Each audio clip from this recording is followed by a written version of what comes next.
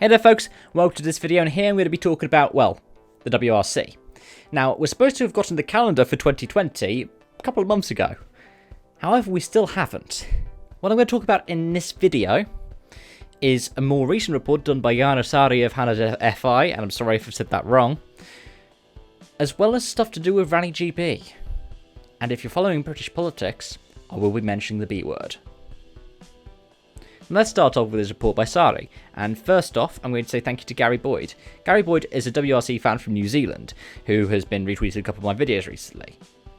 But also, Gary has been tweeting a lot about the WRC calendar, a provisional return to the calendar for Rally New Zealand, and also stuff around, say, Pierre Boudard's interview with Germany, where he said, well, we were meant to have a debate a couple of weeks ago, but that never happened. Now, the reports we were originally getting were saying that the Safari Rally in Kenya would be returning, as well as Rally Japan. This would be at the expense of Corsica and Sardinia, the two kind of island rallies that are happening in Europe. And the reason for that was logistics. It's so much more expensive to do Corsica and Sardinia because they are island rallies. However, what Sari reports is that there are 3 rounds that are likely to change on the calendar, as we are going to see the return of the Safari and of Rally Japan at the expense of Corsica and Turkey, which is quite interesting since it's only had one rally since it's kind of come back, and that was last season, and it's the next round on the calendar.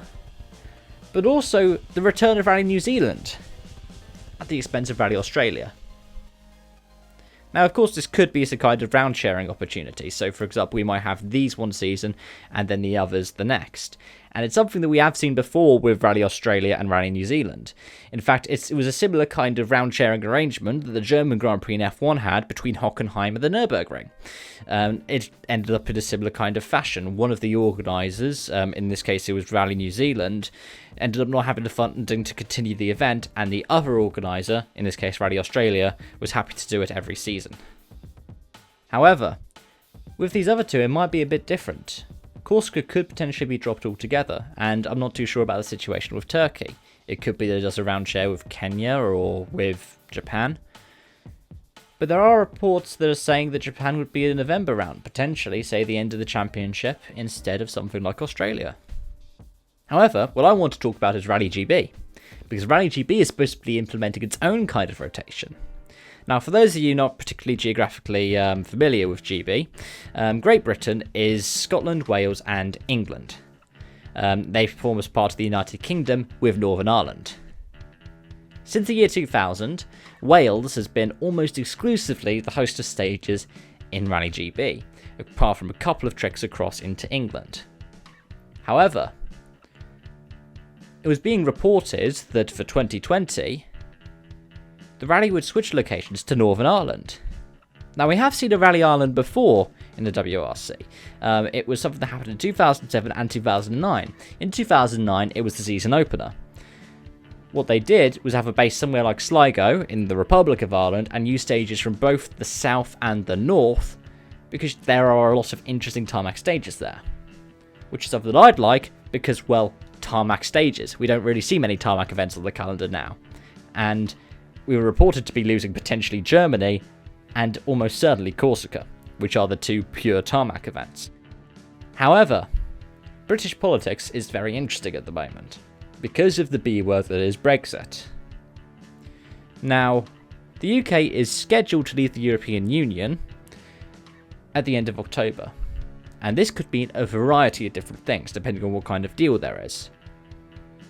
Right now, it's being reported that there's going to be a no-deal situation, which means that there could potentially be a hard border between Northern Ireland, which will be leaving the EU, and the Republic of Ireland, which will be remaining in the EU.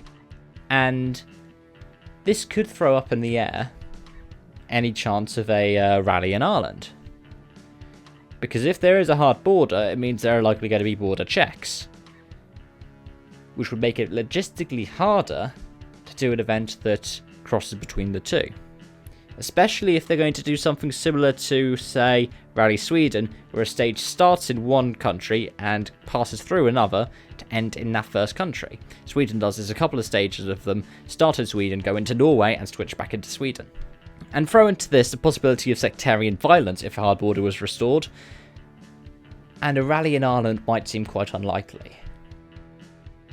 Which is a shame, It really is. However, for me personally, given the fact that Ian Paisley Jr., a DUP Member of Parliament, is the person credited with it, I'm not too gutted. Because Paisley, I don't like him.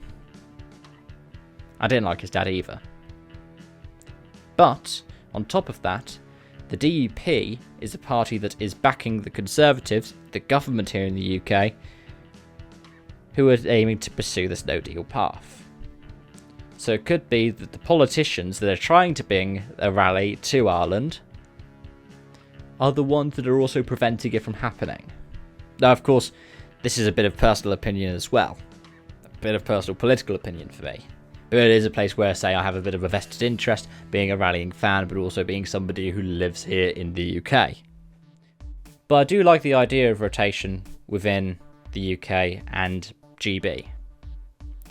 For example, Scotland has a lot of amazing stages that were once used as part of the IRC.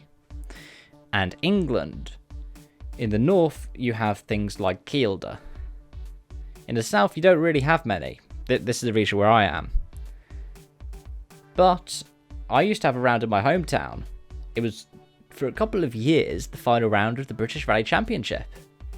And it did attract people like Jani-Matti Latvala to the stages before. And it would be amazing to see people going onto those stages again. But that's a bit of a kind of far-fetched dream here. What I do want to say, though, is if we're looking at the kind of logistics and we're looking at rotations, Brexit is something that has to be considered. It could be something that impacts motorsport much wider, but I'm going to be saving that for another video.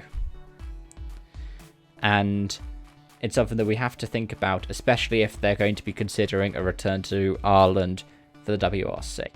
So what are your thoughts? Do you think it's actually having any kind of impact, or do you think I'm just plucking stuff out of thin air? Let me know in the comments below. Just keep it civil. If you did enjoy this video, even if you didn't agree with me, please make sure to like it, because, well, it helps me kind of boost myself on the platform. And if you want to stick around for more kind of rallying or F1 news, make sure to hit subscribe, and you can turn on the bell notification icon, because I'm probably going to be streaming Dirt Rally 2.0 later in the week. And on top of that, reporting on the F1 in the Belgian Grand Prix. Thank you so much for watching, and I hope to see you again soon. Bye-bye for now.